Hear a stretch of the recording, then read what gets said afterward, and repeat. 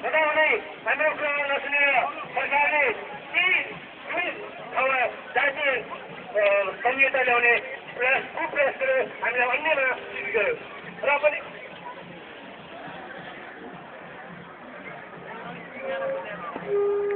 त्यसैले हामी भन्छौँ हाम्रा सम्पूर्ण संरक्षित जातिहरूलाई खालि के बचाउने हाम्रो देशका 50%भन्दा माथि भएका जातिलाई अन्य जातिमा राखेर जुन देशव्यापी आन्दोलन छ त्यो करिब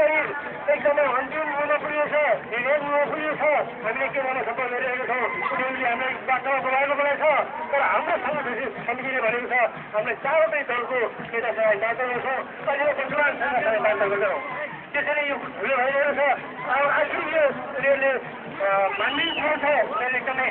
नजिकमा दिएको छन् हाम्रो वार्ता हुने सम्भावना धेरै नजिक छ त्यसैले हाम्रो देशव्यापी रूपमा भएको आन्दोलन सफलको कारण सफलता भएको देखाउन चाहने के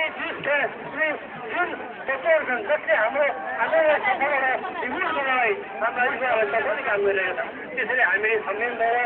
हाम्रो सङ्घर्षशील हाम्रो सङ्घर्ष समितिका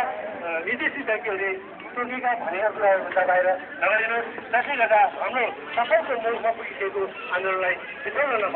नबिथोलियोस् हाम्रै कारणले गर्दा हाम्रो अन्यायले गर्दा अथवा हाम्रा युवा जसले गर्दा हामीलाई उनीहरूले एउटा भन्छ नि मान्छेले मोहनीलाई गरे कसैले